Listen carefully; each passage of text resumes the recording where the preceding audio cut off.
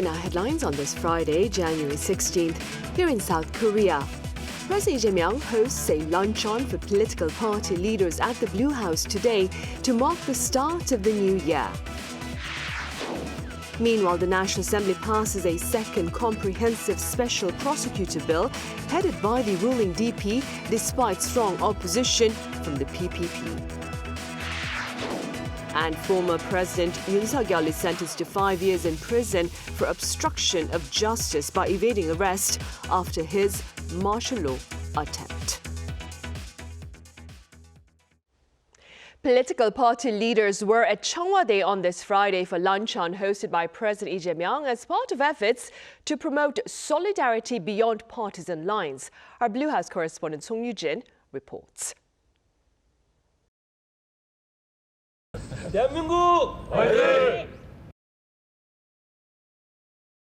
This is how President Lee Jae-myung and party leaders began their lunch meeting at the Blue House on Friday. Though they represent different political colors, President Lee urged them to come together for the sake of national interests. 국가적 이익이나 아니면 우리 국민 전체의 대외적인 위상이나 이런 것들을 고려하면 대외적 관계에서는 가급적 함께 힘을 모아 가야 되겠다. The president invited the leadership of 7 major parliamentary parties, including the ruling Democratic Party and the main opposition, People Power Party. However, the PPP did not attend, calling the meeting held just a day after the National Assembly tabled a DP-led bill to appoint a second special counsel to further investigate allegations involving former President Yoon and former First Lady Kim inappropriate. The opposition bloc, including the PPP and the Reform Party, launched a filibuster on Thursday, with PPP lawmaker Chang Dong-hyuk even beginning a hunger strike. Reform Party floor leader Chun Ha-ram, who took part in the filibuster, urged President Lee to exercise his veto power on the bill. Rather than creating a bad precedent by launching another special counsel investigation against a spent force, you could instead form a joint investigation team by bringing together investigators from the National Police Agency and prosecutors who were previously assigned to the special counsel. Chun rather suggested launching a probe into allegations of illegal lobbying by the Unification Church involving senior Democratic Party figures, as well as claims of bribery cover-ups linked to candidate nominations during past local and general elections. As heated as the debate over the special counsel has become, there were sharply divided views. The PPP, which sided with insurrection, is still going strong. So this is not about punishing a spent force. The probe on Yoon's insurrection charges started because the police cannot conduct an internal investigation. And for the Kim probe, prosecutors had failed to properly investigate for the past 3 years. However, during the closed-door session, the Blue House says the party leaders agreed on bipartisan cooperation to address pending issues, including the massive data breach at e-commerce giant Coupang. With the People Power Party absent today and calling for a separate one-on-one meeting between its leader and President Lee, how the president will bring the main opposition on board remains an open question. Song Yu-jin, Arirang News. And at the National Assembly, a second special prosecutor bill has been passed by the ruling party-led parliament on this Friday afternoon. Our correspondent Moon Hae-ryun tells us what this means.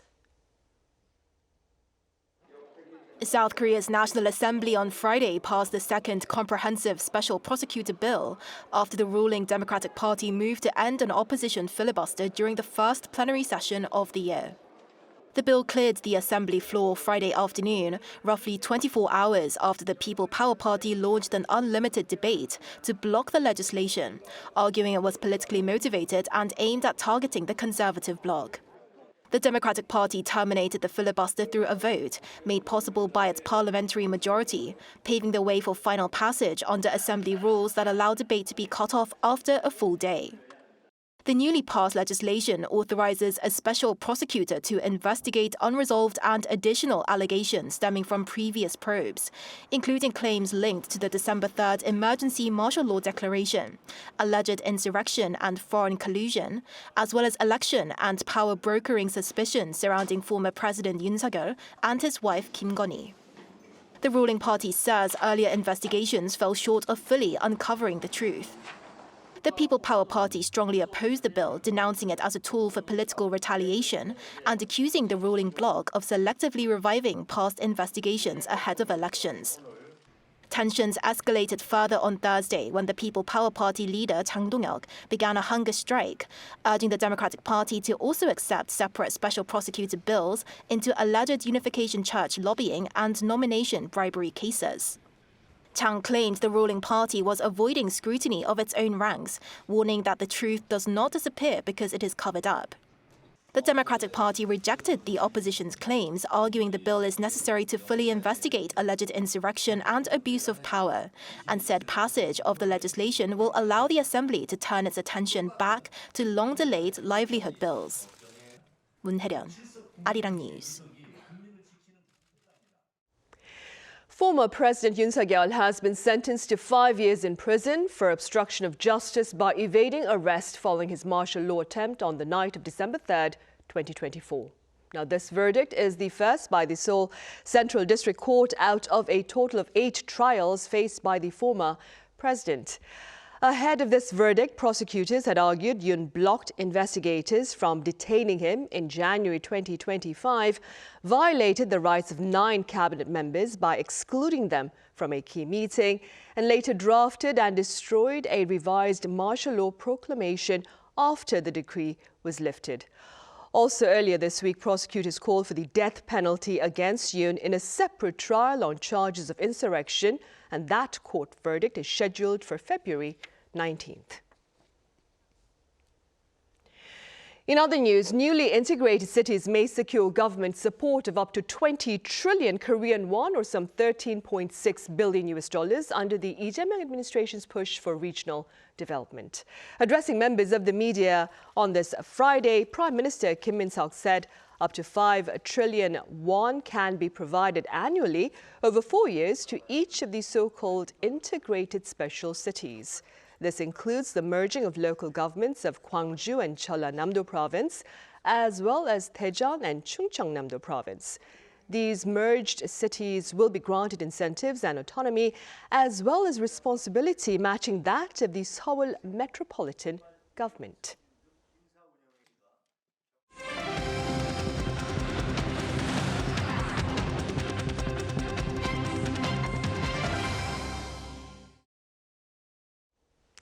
Russian President Vladimir Putin has voiced hopes of restoring the relationship between South Korea and Russia. According to Russian media, remarks to this end were shared during a credentials presenting ceremony to new ambassadors at the Kremlin back on Thursday. Claiming that Seoul and Moscow had in the past seen tangible gains in trade and business by adhering to pragmatism, Putin added that much of the positive foundation has been wasted recently. The benchmark KOSPI closed at yet another fresh high today, soaring past the 4,800 mark. The index rallied to a record high of 4,820.6 at the start of its session on this Friday, that is, before ending at 4,840.7. This marks the 11th straight day of gains, the longest run since 2019. Leading this latest rally were retail investors responding to the strong momentum on Wall Street amid record earnings by TSMC on AI chip demand. Likewise, shares of Samsung Electronics on the local bourse hit 149,500 Korean won at one point during trade today, its highest ever. And the South Korean economy remains on a recovery path, according to the latest assessment by government officials here. Our Kim Jun-hong has the latest. South Korea's economy is showing signs of recovery, with the government's assessment unchanged for a third straight month. The view was laid out in the monthly economic assessment report released by the Ministry of Economy and Finance on Friday. There's a trend of economic recovery due to strong domestic demand and exports, particularly semiconductors. Industrial output rose 0.9% in November, led by gains in manufacturing and services. Manufacturing increased by 0.6%, driven by strength in semiconductors and electronic components, while services rose 0.7%, offsetting weakness in wholesale and retail trade. Consumer spending has yet to show a clear recovery, with retail sales falling 3.3% month-on-month in November. Consumer sentiment fell 2.5% from the previous month, but remained above the neutral level. Consumer prices rose 2.3% year-on-year, with inflation easing slightly as food price gains steadied, while oil prices climbed 6.1%. Addressing concerns over the impact of the persistently weak won on inflation, the ministry downplayed the impact on domestic demand. Inflation is broadly in line with the 2% target, with core prices stable, and higher import costs have not yet posed a meaningful drag on domestic demand. Despite lingering risks from tariffs and geopolitical tensions, the government said it will swiftly roll out its new growth strategy to extend this recovery. Kim Junong, Arirang News. An annual event that aims to applaud efforts to promote Korea's culture overseas has turned the spotlight to Korea's ramyeon, as well as the traditional hat called kat and more. Our An Sung-jin reports. The Korea Image Awards ceremony has returned. The annual event, hosted by the Korea Image Communication Institute since 2005, recognizes individual, objects, and organizations that have contributed to Korea's global image. The event underscores the importance of promoting Korea's national image, both at home and abroad, bringing together diplomatic envoys and leaders from various fields. This year, the Korea Image Stepping Stone Award was given to the Bloc label for its original soundtracks for the Netflix animated film KPop Demon Hunters. The institute said that the record label played a pivotal role in establishing K-pop as a mainstream force in global pop culture by topping Billboard charts. We didn't expect the film to do so well, but we're very honored to have contributed to sharing Korean culture and its music to a global audience. The Korea Image Fire Stone Award was given to the traditional Korean hat, kat, as a symbol that embodies Korea's unique aesthetics. And the Harmony Pebble Award was given to Samyang Foods for captivating palates around the world through its spicy ramyeon. I think that the buldak noodle sensation has led to more awareness of K-food and K-spicy. As a company representing Korean food, we would like to further establish the culture as a global flavor. By honoring both contemporary creators and timeless traditions, the ceremony highlighted the people and objects shaping Korea's global image. An Sung-jin, Arirang News. And the global craze, as well as the critical acclaim over Netflix sensation KPop Demon Hunters, is raising much anticipation about the future of K-screen productions. Our culture correspondent Park Kon-woo files this report. What began as an animated film inspired by Korean culture has grown into a global phenomenon. KPop Demon Hunters recently made headlines with its Golden Globes wins, sparking renewed discussion about the expanding creative power of K-culture. South Korea's culture minister also recently congratulated director Maggie Kang on the historic achievement, calling it a rare moment where a K-culture-based animated film was recognized globally for both creativity and artistic quality. The minister added that the film's success reflects the growing international influence of Korean pop culture, while also showing how stories rooted in Korean identity can resonate across cultural boundaries. Experts say the film's appeal goes beyond awards. Compared to its competitors at the Golden Globes, KPop Demon Hunters presented a fresh and original animated work. It's neither a franchise nor part of an existing series. The film incorporates cultural motifs unfamiliar to the West, but presents them in an engaging way that's accessible to a global audience. The same expert also noted that the film's release on a global streaming platform significantly expanded its reach, allowing international audiences to engage with Korean culture more directly. Adding that, this is even more meaningful at a time when the film industry has grown increasingly conservative amid a slowdown, with insiders relying more on star actors and directors instead of developing new creative ideas. Amid criticism that the film cannot be considered Korean content due to foreign investment, this argument was dismissed.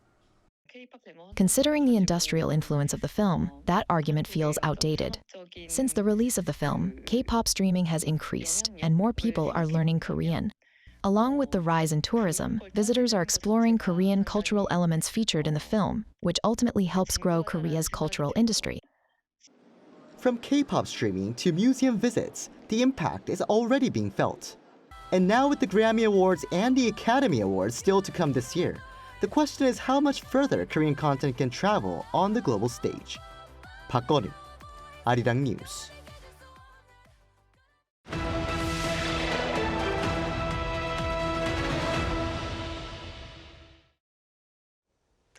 This year, South Korea celebrates 3 decades of OECD membership. That being said, our foreign affairs correspondent Oh Se-young recently sat down with the organization's top official for his thoughts on South Korea's contributions thus far and its potential role going forward. We have highlights from that exchange here, while the full interview airs on Arirang TV this Friday. Well, Secretary General, thank you so much for making time for us today. Great to be here. Well, let's go straight into the questions. So in your recent forecast, the OECD projects that global growth will continue in 2026 and 27, but growth does remain quite fragile. So what's currently supporting this precarious growth, and what do you see as the biggest sources of uncertainty? Well, I mean, the first point is that the global economy has actually proven to be remarkably resilient in the context of everything that's been going on. Growth this year at about 3.2%, which, is still above 3%. And I guess there's a number of reasons for that. There's been higher levels of production and trade activity earlier in the year in anticipation of the announced tariff increases. Moving forward, I mean, there are certainly downside risks related to trade tensions, related to an elevated level of policy uncertainty, but also some risks related to sort of more structural issues, including the high level of indebtedness and the high level of debt financing costs related to high level asset valuations. How concerned are you about this escalation of trade disputes, tariffs, and some even saying that multilateral economic cooperation is dead? Well, multilateral economic cooperation continues, and certainly here at the OECD we continue to do everything we can to ensure that multilateral cooperation is as strong as it can be moving forward. Now, I mean, having said that, I mean, trade disputes and policy uncertainty are negative for growth.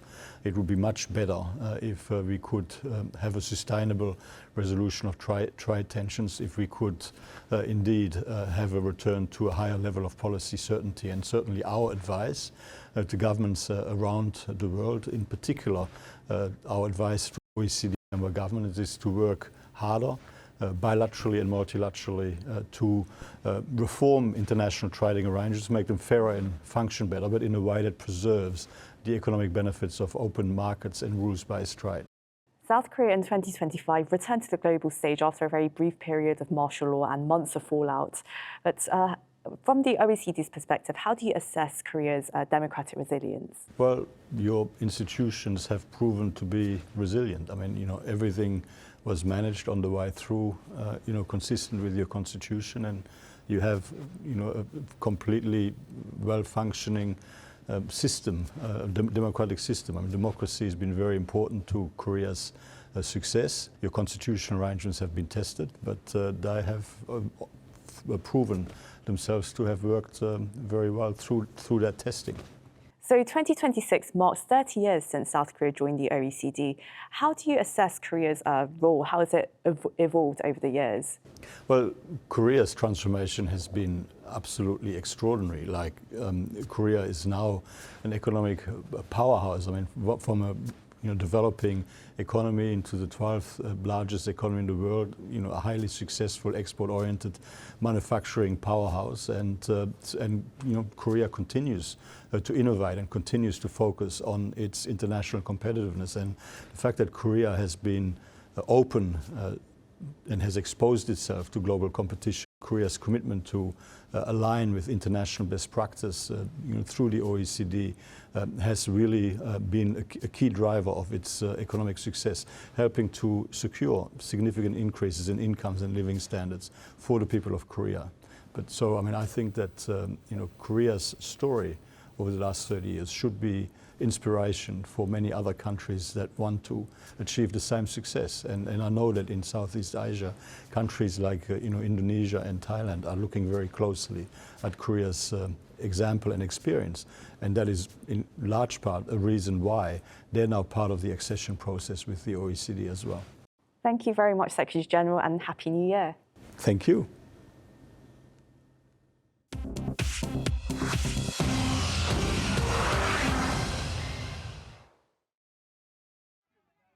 This is The World Now, bringing you everything you need to know from around the globe. Venezuelan opposition leader Maria Corina Machado has met President Donald Trump at the White House, calling the talks productive as Washington weighs its next moves over Venezuela's political future. Machado held a 2-hour closed-door meeting with Trump in Washington on Thursday, saying the discussion went well, despite the administration previously sidelining her as a potential leader. During the meeting, Machado said she presented Trump with her Nobel Peace Prize medal as a symbolic gesture, though the White House did not confirm whether the president accepted it. The Nobel Institute has previously said the prize itself cannot be transferred. White House officials said the meeting did not change U.S. policy, as Washington continues to focus on stability, oil oversight, and the possibility of new elections at a later stage. European nations have sent troops to Greenland amid tensions following U.S. President Donald Trump's repeated claims he wants to acquire the Arctic island for national security reasons. Military personnel from several European nations arrived in Greenland on Thursday to support Denmark following talks in Washington that revealed deep disagreement between the United States, Denmark, and Greenland over the island's future. Denmark and Greenland rejected U.S. takeover ambitions, saying Greenland is not for sale and does not want to become part of the United States. European officials said the deployments signal unity among NATO allies and aim to reinforce Arctic security amid rising strategic interest from global powers. The White House said on the same day that the measure would not affect U.S. decision-making, nor the goal of acquiring Greenland. High-level diplomatic talks on the matter are expected to continue in the coming weeks. Now to Thailand, where 2 people were killed when a construction crane collapsed onto an elevated road near Bangkok on Thursday, just a day after dozens died when another crane fell on a train in the northeast of the country. The latest collapse in Samut Sakhon province during expressway construction crushed vehicles and has intensified public concern over repeated safety failures on major infrastructure projects.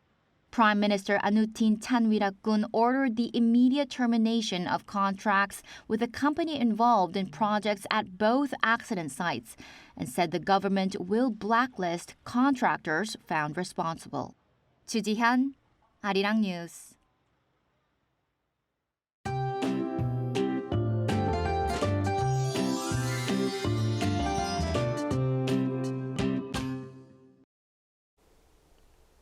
Air quality has taken a turn for the worse today.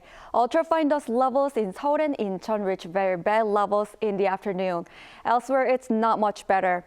These dusty conditions should improve starting tomorrow as northwesterly winds move in and begin to clear the air first in the central regions.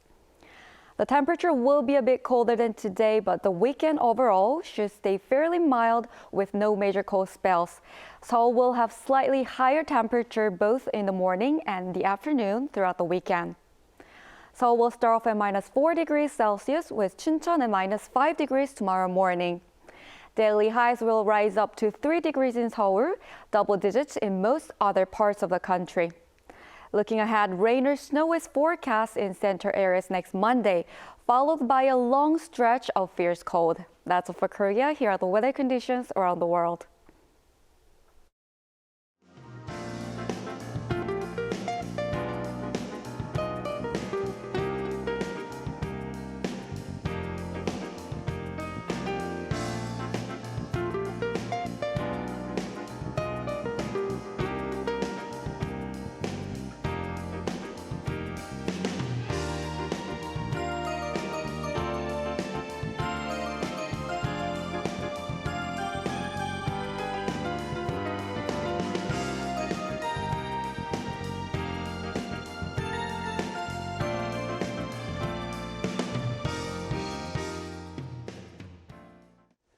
Those are the headlines at this hour here in South Korea. Thank you for watching. Coming up next is our daily panel session.